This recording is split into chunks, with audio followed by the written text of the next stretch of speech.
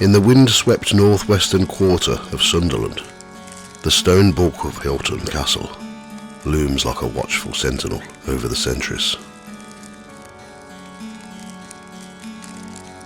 Its weathered battlements have stood since the 15th century, time-worn and grey, whispering of bloodlines, secrets, and things that linger in the shadows.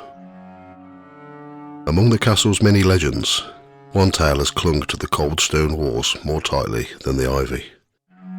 The Cauld Lad of Hylton, a restless spirit, both mischievous and mournful. He was seldom seen, this ghostly figure, but his presence was undeniable. The servants who once lived and worked within the great hall of the castle spoke often, quietly and with fear, of the sounds that disturbed the midnight hours.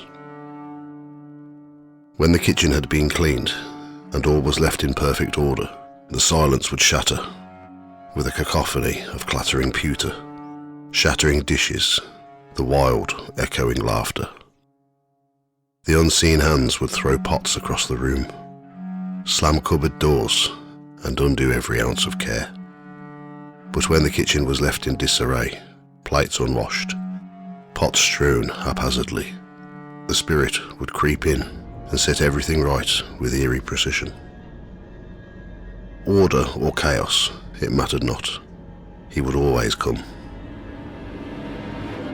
They called him the Cauld Lad, or the Cold Boy, not because of the winter air that surrounded him, though a chill did follow in his wake, but for something deeper, a sadness, a curse. No one knew exactly when he had first appeared. Whispers spoke of a long-dead servant, a boy wronged and silenced by a brutal hand. One version of the story, still murmured by firesides, tells of a young servant murdered by one of the old lords in a fit of rage. His lifeless body, it was said, had been tossed into a pond on the estate and forgotten.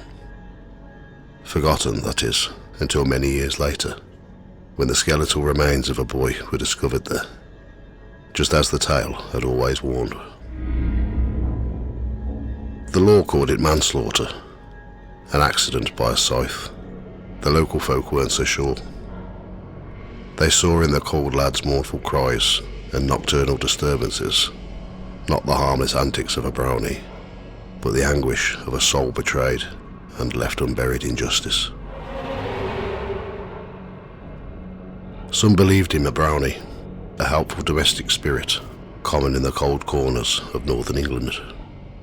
Yet this lad didn't fit the mould. Where brownies lamented their release from a home with sorrow, the Cauld Lad danced in jubilation when he was finally tricked into departure. The castle's inhabitants, wearied by the ghost's nightly disruptions, tried the old trick, a gift of clothes. Superstition held that a brownie, once clothed, would vanish forever. One midnight, as the wind howled like wolves through the castle chimneys, the ghost appeared.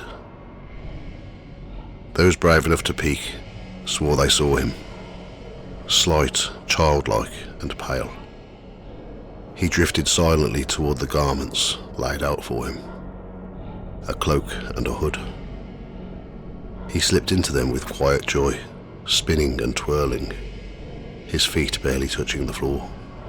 His laughter, soft and strange, echoed in the great hall.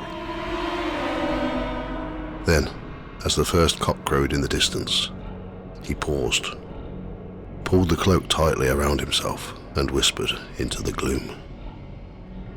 "Here's a cloak, and here's a hood. The Cauld Lad of Hylton will do no more good." And with that, he was gone. But not for long. Even after his banishment, strange things continued. His voice, soft and sorrowful, was heard singing that same final rhyme through locked doors. Guests awoke to cold spots and the sound of a child weeping. And there was the Cauld Lad's room, as it became known, where unearthly wails echoed in the dark, and shadows moved of their own accord. Others told different versions of the boy's fate. Some said he had been kept imprisoned in a cupboard, a forgotten soul left to starve, which earned him the name Cauld Lad. Some even whispered that he was seen without a head, drifting along the hallways like a gruesome wraith.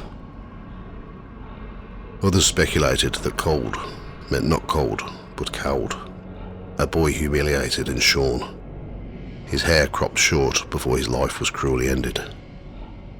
And then there was the riddle, an old rhyme said to be chanted by the lad in the lonely watches of the night when he thought none could hear. Where's me? Where's me? The acorn is not yet fallen from the tree.